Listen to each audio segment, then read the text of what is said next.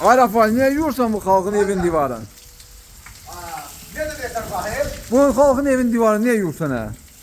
Buna bak sen yakınlaş bir tane buna bak. Bir de sen ne yiyorsun? Bak buna bak sirke bak. Bunlar akan sirke bak kardeş bak. Bak buna bak divara bak. Göz çirkinize söylüyor. Bu parlak boyadı. Bu evi izolasyon edir. Evin çölünden gelen nəmişliğini elə bil. İçeri bırakmır. Suyudur, her bir şeyin karşısına alır da bu parlak boyadı. Bu hakikaten bu bize məxsus bir boyadı. Çok süperdi. Bir vedrəsində bilirsən də neçədir? 170-180 manatdır. 14-15 ildə renk solmur. Çöldən gələn nəmişlik var ya qardaş, su var. Hamısının qarşısını alır. Bu necə oluyor? Şösüb qaydı, olsa. Parlak boyadı da bizim işler bizdə. Gəlsin, yaxınlaşdırın çəkin buna. Yaxınlaşdırın çəkin. Buraya yaxınlaşdır. Qardaş, nə qədər sürtür, sən bunu sür. Bax. Bu mümkündür bax.